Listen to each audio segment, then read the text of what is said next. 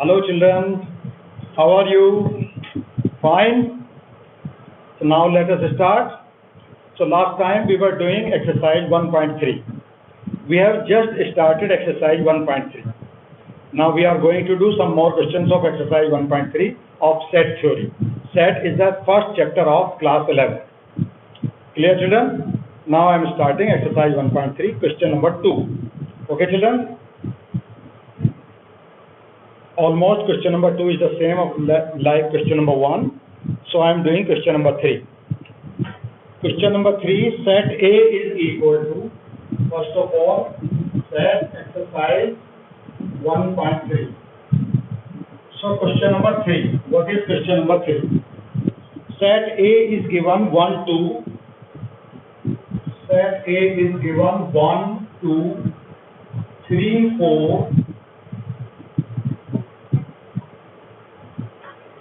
and 5.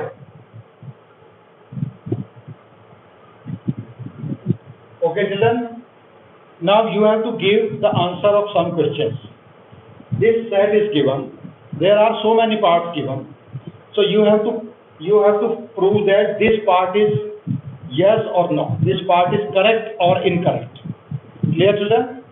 So मैं थोड़े से पार्ट लिख रहा हूँ, उन पार्ट को देख के आपको बताना है कि this part is correct or incorrect. So first part 3, 4. First part 3, 4 is a set, subset of set A. Is it clear children? तो हमें बताना है कि 3, 4 is the subset of set A or not. तो एक सेट ही दूसरे set का subset होता है. क्लियर? लेकिन यहाँ क्या प्रॉब्लम है? ये एक छोटा सा सेट है, लेकिन ये एलिमेंट का काम कर रहा है और एलिमेंट किसी सेट के अंदर होता है. तो हियर 3, 4 इज वर्किंग. ये छोटा सेट, इस सेट को यूज करेंगे. इसके अंदर के जो एलिमेंट है, ये एक एलिमेंट का काम कर रहा है इस बड़े सेट के लिए. तो दैट इज नॉट. तो 3, 4 is not a subset of set की. यहाँ बिलोंग्स टू का साइन होना चाहिए था, क्योंकि ये 3, 4 इस बड़े सेट के अंदर एक एलिमेंट का काम कर रहा है. Okay children? So that is. तो उसने पूछा क्या है क्वेश्चन में, which of the following statement are incorrect and why. So this is incorrect. और इनकरेक्ट का रीजन क्या है? क्योंकि 3, 4 एक एलिमेंट है और एलिमेंट किसी सेट के अंदर होता है, उसे बिलोंग्स टू का साइन लगाते हैं. तो मैं इसके मेन पार्ट करूंगा. इसमें 10 पार्ट गिवन, तो मैं इसके सिर्फ मेन पार्ट करूंगा. Okay. Similarly second part 3, 4 belongs to set A. That is correct. अभी मैंने बताया 3, 4 एक छोटा सेट है, लेकिन ये किसी सेट के अंदर लिखा हुआ है. अब ये एलिमेंट का काम कर रहा है और एलिमेंट के लिए बिलोंग्स टू का साइन लगाते हैं. सो that is correct. Okay. One more thing. Third part 3, 4. अब ये डबल सेट लगाने से क्या हुआ है? यहाँ डबल सेट लगाने का हमें क्या बेनिफिट है? ये 3, 4 जो अंदर है वो इसका एलिमेंट है. अगर इसके ऊपर एक बार और सेट का साइन लगा देंगे तो अब ये सेट बन गया. अब ये इसका सबसेट हो सकता है.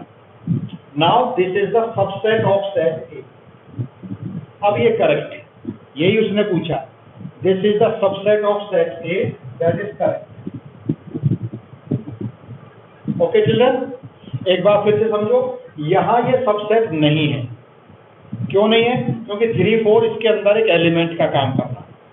जब इसके ऊपर आप सेट लगा देंगे तो ये एक सेट बन जाएगा और सेट ही सेट का सबसेट होता है. तो ये इसका सबसेट हो गया. यहाँ 3, 4 एलिमेंट का काम कर रहा है, तो 3, 4 belongs to set. That is correct. Okay children. So one more question. Now last 9th part.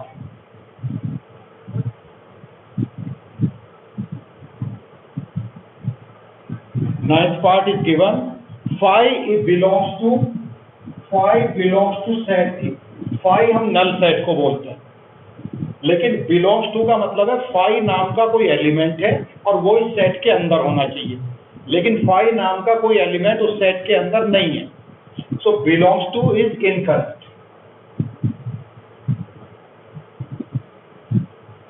Okay, next part, phi is the subset of A. Tenth part, phi is the subset of A. Phi हर किसी का subset होता है। Phi का मतलब null set, null set का मतलब जिसमें कोई एलिमेंट नहीं होता, वो हर किसी सेट का सबसेट होता है। तो phi is the subset of set A. Okay, तो ये करेक्ट है। Okay, next 11th part,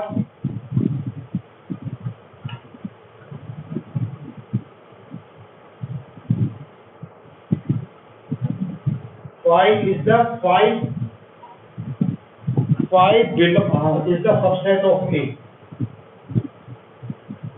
okay, अब ये सबसेट, यहाँ क्या प्रॉब्लम है कि इसको सेट बना दिया है। फाई इसके अंदर एक एलिमेंट है, लेकिन ये एलिमेंट इस सेट के अंदर भी तो होना चाहिए, तभी तो ये सेट बनेगा। तो फिर से ये इनकरेक्ट हो गया। फाई नाम का कोई एलिमेंट सेट ए के अंदर नहीं है। अगर यहाँ फाई लिख रहे हो तो ये एक सेट बन गया। अब ये इसका सबसेट नहीं हो सकता, तो नॉट करेक्ट और incorrect. Is it clear, children? So this was question number 3. That was very important. ये 3-4 पार्ट में आपको कोई कंफ्यूजन नहीं होना चाहिए। Okay? Now let us take one more question. Now write down the number of subset. Total number of subset.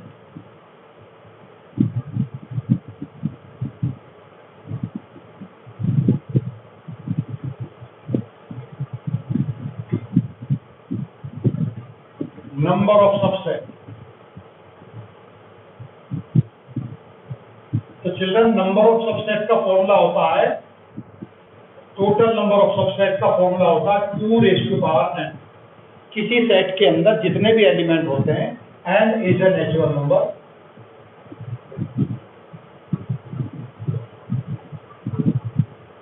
ठीक है, तो अगर किसी सेट के अंदर 2 एलिमेंट तो 2 कितना हो जाएगा 4, तो इसके 4 सबसेट बनेंगे। अगर किसी सेट के अंदर 2 एलिमेंट हैं तो उसके 4 सबसेट बनेंगे।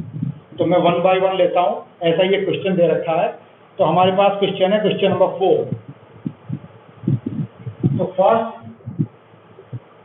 This is given A, set A is given like this. तो इसके अंदर सिर्फ एक एलिमेंट है, तो नंबर ऑफ सबसेट कितने बनेंगे? नंबर ऑफ सबसेट 2n, इसके अंदर एक ही एलिमेंट है, n की वैल्यू 1 है, तो 2n 2। तो 2 सबसेट बनेंगे। और सबसेट कैसे कैसे बनेंगे? एक तो यही एलिमेंट रहेगा, एक बनेगा फाई पहला सेट हो गया, नल सेट होता है, ये हर किसी का सबसेट होता है, और एक सेट यही बनेगा।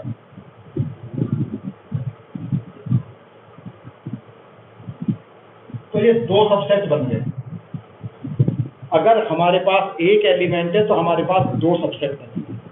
नेक्स्ट क्वेश्चन है, उसमें 2 एलिमेंट है। Okay, second part, A is equal to A and B. So how many subsets will be there?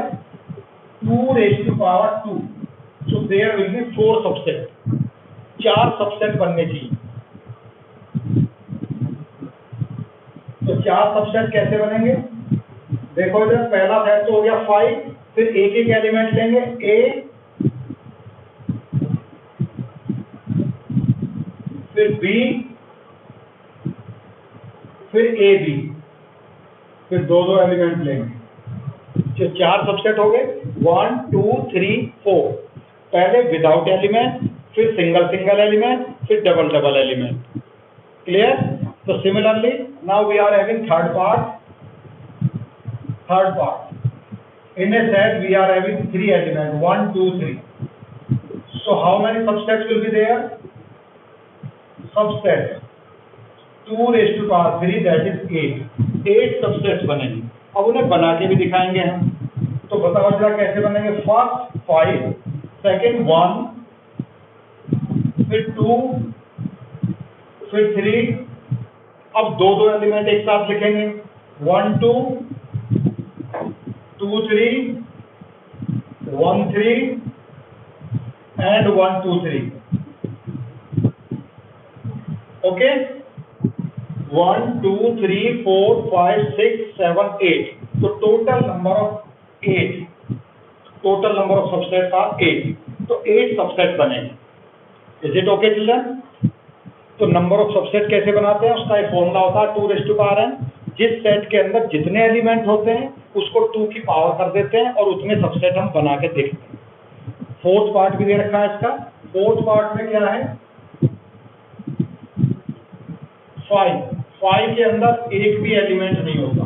तो नंबर ऑफ सबसेट क्या हो जाएगा, नंबर ऑफ सबसेट 2⁻0। तो 2⁻0 होता है 1, बस एक ही सबसेट बनेगा और वो 5 रहेगा, ओनली 1 सबसेट। Okay children? तो do next question. Now what do you understand by power set? Power set को यहीं बता देता हूं, ठीक है? ये सेट ये है, इसके स्मॉलर सबसेट बना लिया हमने, ठीक है? तो पावर सेट इसे बोलते हैं सेट ऑफ ऑल सबसेट। पहले बता दूं मैं, सेट ऑफ ऑल सबसेट, सारे सबसेट का मिला के एक बड़ा सा सेट, ठीक है? इन सबको एक सेट के अंदर लिख देता हूं मैं ऐसे, 5 1 2 3 1 2 1 3 2 3 एंड 1 2 3। ये ब्रैकेट चिल्ड्रन आप ठीक से लगा लेना, जल्दबाजी में हम इस टाइप का ब्रैकेट यूज कर लेते हैं, लेकिन सेट का ध्यान रखना, सेट का ब्रैकेट यही होता है, कर्ली ब्रैकेट। इस टाइप का जो ब्रैकेट होता है वो सेट का ब्रैकेट होता है। तो इस टाइप का ब्रैकेट नहीं चलेगा, वो जल्दी में हम लगा लेते हैं, तो आप इस टाइप का ब्रैकेट यूज नहीं करेंगे।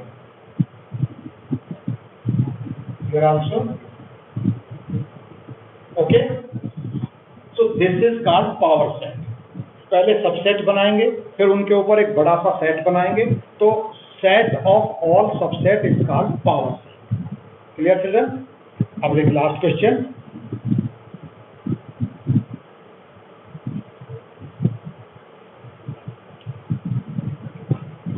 Question number 6 or question number 7 you can do yourself. Now what do you mean by universal set? Universal set क्या होता?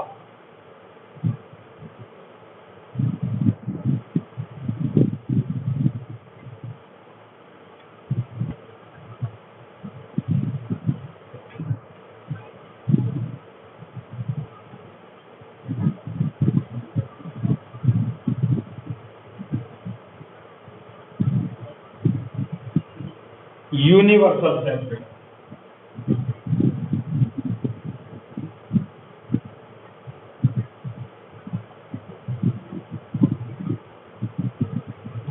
Universal set in general, universal set का मतलब होता है सबसे बड़ा सेट। हमारे पास जितने भी सेट होते हैं, वो इसके सबसेट होते हैं। फॉर एग्जाम्पल, यूनिवर्सल सेट को हम यू से रिप्रेजेंट करते हैं, और इसका मतलब होता है जैसे 1 2 3 4 5 6 7 8। So it has 8 elements. Okay. Now set A is 1 2 3. Set B is 3 4 5 6. Set C is equal to 3 6 7 8. So A is the subset of A is the subset of U, B is also the subset of U, C is also the subset of U. ये universal set का sign है। Universal set सबसे बड़ा set होता है, और जितने भी स्मॉलर सेट गिवन होते हैं वो उसके सबसेट होते हैं। इन सबको मिलाने के बाद भी उससे ज्यादा एलिमेंट कभी भी नहीं होते। Okay, so A is the subset of universal set, B is also the subset of universal set, C is also the subset of universal set. Now he is asking in question number 8, first part, right triangles are given. Right triangles. तो right triangles का universal set क्या बनेगा? तो हम जानते हैं हमारे पास बहुत टाइप के ट्राइंगल होते हैं, scalene triangle, right triangle, isosceles triangle, okay, इस टाइप के बहुत सारे हमारे पास ट्राइंगल होते हैं। तो इन सारों को मिला के एक बड़ा सेट बनेगा, उसे यूनिवर्सल सेट बोलेंगे, और उस सेट का नाम होगा all types of triangle.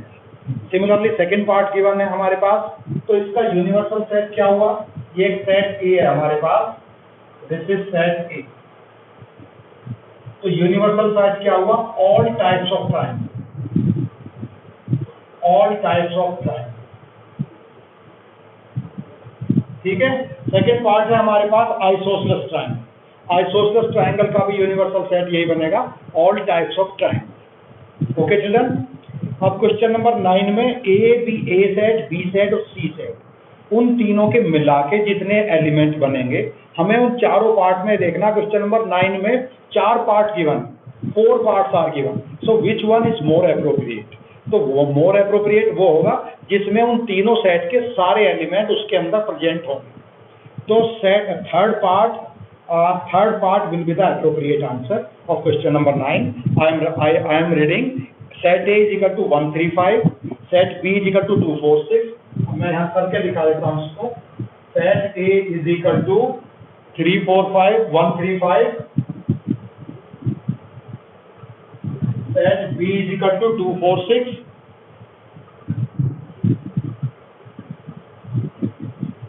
Set C is equal to 02468, 02468। तो इसका यूनिवर्सल सेट क्या बनेगा?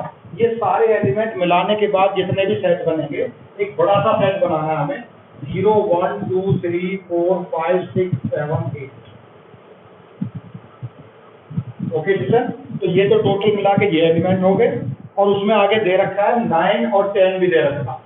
सो 9 एंड 10, तो ये इसका यूनिवर्सल सेट हो गया। आगे यूनिवर्सल सेट के बारे में 4 ऑप्शन दे रखे हैं कि इन तीनों के मिला के जो यूनिवर्सल सेट बनेगा वो क्या बनेगा।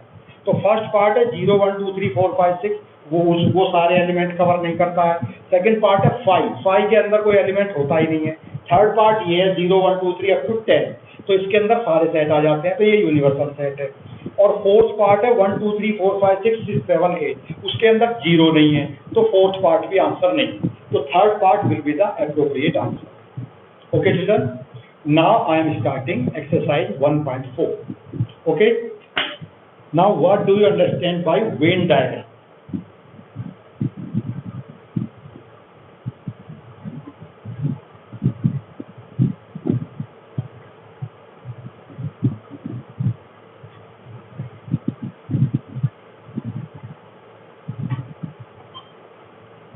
Dear children, Venn diagram.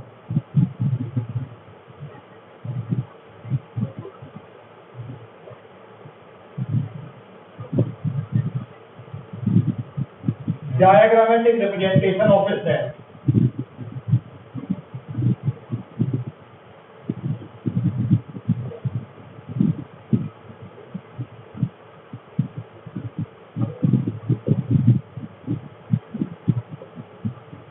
Diagrammatic representation of a set is called Venn diagram. So, for example, let us take, let set A is equal to 1 2 3 4. Set B is equal to 3 4 5 6, and set C is equal to 3 7 8 9.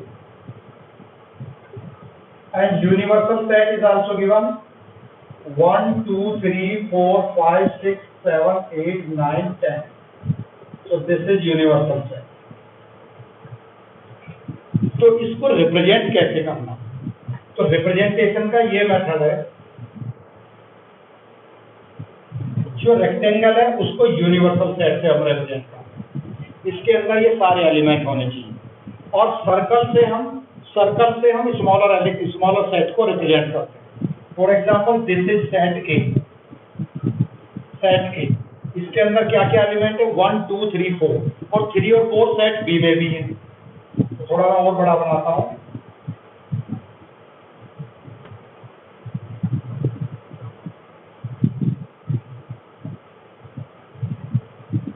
Okay children, and set C also.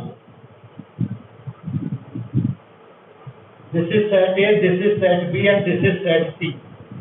तो set A के अंदर क्या क्या element है? 1 2 3 4 1 2 3 4 okay. अब मैंने ऐसा क्यों बनाया अभी बताता हूं आपको। 3 4 are also present in set B, तो 3 और 4 सेट B में भी प्रेजेंट है, तो 3 को हम यहां लेंगे और 4 को हम यहां लेंगे, ठीक है। 3 यहां भी प्रेजेंट है, 3 और 4 A और B दोनों में प्रेजेंट है, तो 3 4 5 6 ओके। और सेट C में क्या क्या है? सेट C में 3 7 8 9 7 8 9 बिल्कुल अलग है और 3 तीनों सेट के अंदर प्रेजेंट है, तो 3 को हम ऐसी जगह लिखेंगे जो तीनों सेट में कंसीडर किया जाएगा, तो 3 7 9 और 3 7 8 9 ओके। तो एक बार फिर से देखो 1 2 3 4 3 4 5 6 सेट B के एलिमेंट और सेट C के एलिमेंट 3 7 8 9 क्लियर। 3 ऐसी जगह प्रेजेंट होना चाहिए जो तीनों सेट में दिखाई दे, तो ये दिख रहा है तीनों सेट के अंदर प्रेजेंट है 3 और 3 और 4 कॉमन एलिमेंट है सेट A और B के, क्लियर। और B और C में क्या कॉमन है? ओनली 3 और A और C में क्या कॉमन है? Only 3, clear children. अब एक एलिमेंट अभी नहीं बचा रह गया हमारे पास 10 को कहाँ लिखेंगे? 10 को हम यहाँ लिखेंगे, तो अब ये बन गया यूनिवर्सल सेट। इस पूरे के अंदर 10 के 10 एलिमेंट होने चाहिए, 1 2 3 4 सेट A के अंदर दिखने चाहिए, 3 4 5 6 सेट B के अंदर दिखने चाहिए, 3 7 8 9 सेट C के अंदर होने चाहिए, ओके चिल्ड्रन। तो इसे बोलते हैं Venn diagram. Diagrammatic representation of a set is called Venn diagram. Okay, children? So do some more question. Exercise 1.4 we are doing.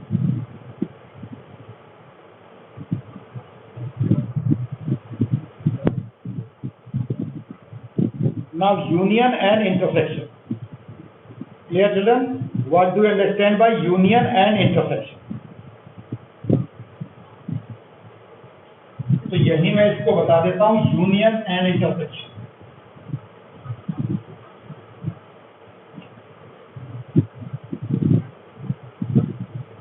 Union and intersection,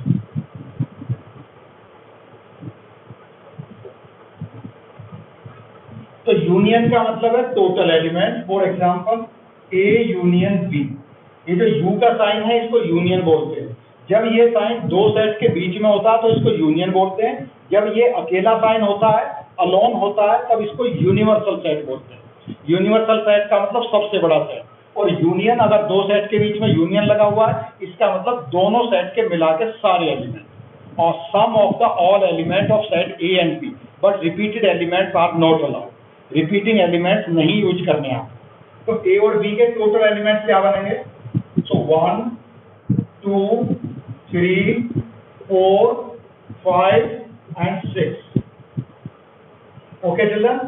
A union B के सारे एलिमेंट क्या हो गए? 1 2 3 4 5 6, ये A यूनियन B के सारे element हो गए।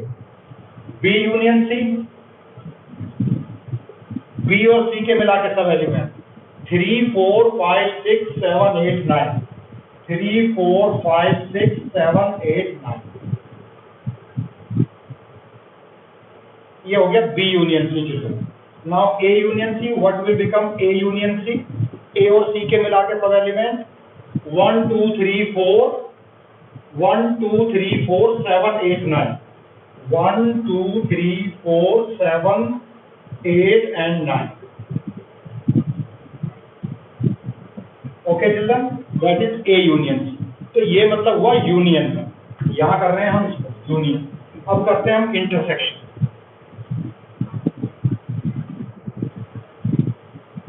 तो इंटरसेक्शन का मीनिंग क्या है? दोनों के common element in both the set. तो common element in set A and B, common element. Intersection का मतलब ये रेसिप्रोकल, उल्टा वाला यू तो ऐसे होता है और उल्टी डायरेक्शन में यू जो बनाते हैं उसे बोलते हैं इंटरसेक्शन। तो A intersection B will be equal to 3 and 4 are common element. ये A इंटरसेक्शन B होगी। Similarly B intersection C, B और C में क्या कॉमन है? Only 3 common. Okay, similarly A intersection C, तो यहां भी 3 कॉमन है बस। तो A इंटरसेक्शन B का मतलब कॉमन एलिमेंट, यहां लिख देता हूं मैं ऑल एलिमेंट, और यहां लिख देता हूं मैं कॉमन एलिमेंट। तो कॉमन एलिमेंट मीन्स इंटरसेक्शन और ऑल एलिमेंट मीन्स यूनियन। और यूनियन का ध्यान रखना, अगर ये दो सेट के बीच में है, if it is line between the two set then it will be called union, if it is alone then it will be called universal set. Is it okay children? And if common element of two sets called intersection. Intersection of two set means common element of both the set. Okay children? तो intersection और union में आपको फर्क समझ में आ गया होगा, difference समझ में आ गया होगा. Okay? Now let us see some more question. So I am taking question number 1. Third part of question number 1, exercise 1.4.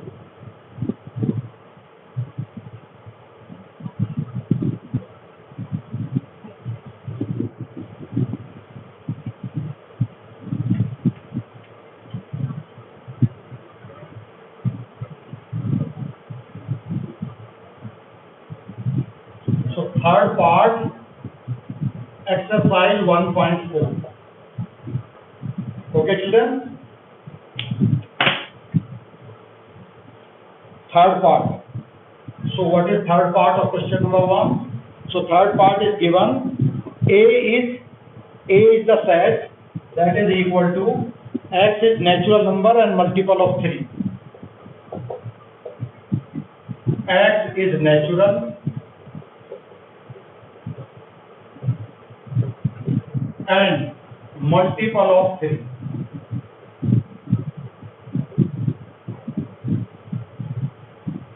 Set B, x is natural and less than 6. X is natural and less than 6.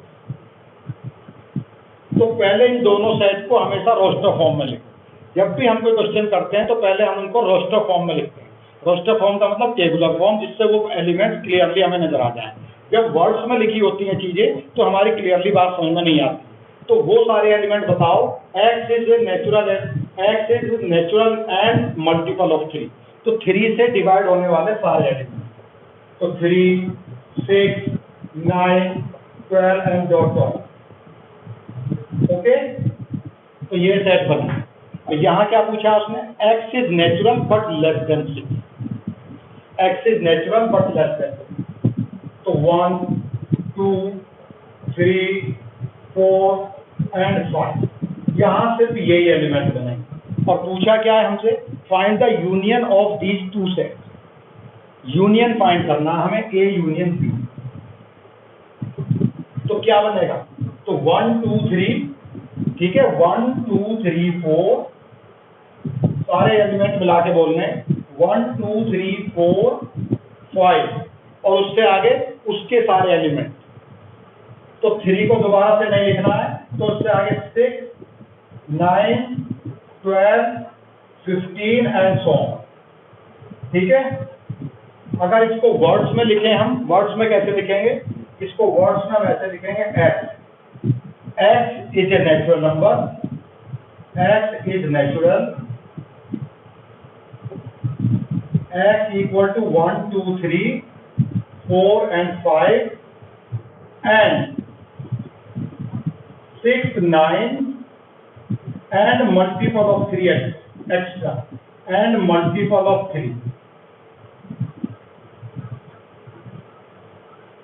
and multiple of 3। और इस बात को भी हम यही लिख सकते हैं, x is a natural number 1 to 5, x belongs to 1, 2, 3, 4, 5 and multiple of 3। तो इस बात को हम वर्ड्स में भी बोल सकते हैं। तो हम सिंपल ऐसे बताएंगे तो भी चलेगा और वर्ड्स में बताएंगे तो भी चलेगा। वर्ड्स में जब हम बताते हैं तो उसे बोलते हैं सेट बिल्डर फॉर्म, ठीक है।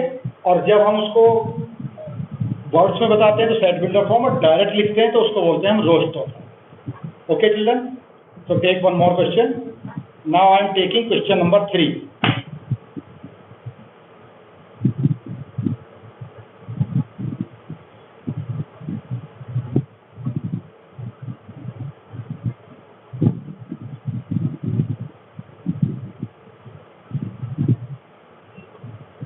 Exercise 1.4, question number 3.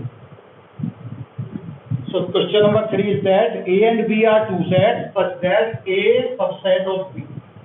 A B का सबसेट है, यानी कि A सेट छोटा है, स्मॉलर है than set of B. A is smaller than B. Clear? So A is the subset of proper subset of B. What about A union B? So he is asking A union B. What is A union B? So let us take example. Let A is equal to 1, 2, 3. Okay? B is equal to 1, 2, 3, 4, 5.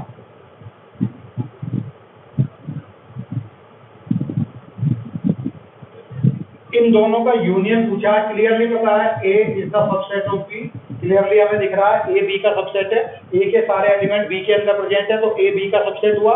अब A और B के मिला के element बताने हैं, what is A union B। तो A और B के मिला के सब एलिमेंट कितने बन जाएंगे, how many total element in A and B। तो 1, 2, 3, 4, 5। रिपीटेड एलिमेंट को बार बार नहीं लिखना, उसको एक एक बार लिखना। तो ये फिर से सेट B बन गया।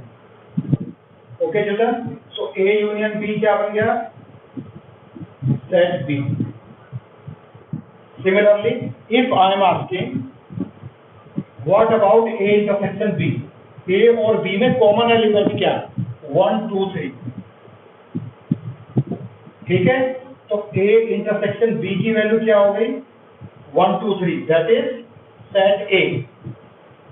तो एक बात आप ध्यान से देख लो, ठीक से समझ लो, अगर हमारे पास दो सेट हैं और एक सेट दूसरे का सबसेट है तो उनका यूनियन क्या बनेगा, बड़ा वाला सेट, और उन दोनों का इंटरसेक्शन क्या बनेगा, छोटा वाला सेट। A इंटरसेक्शन B बनेगा सेट A और A यूनियन B बनेगा सेट B।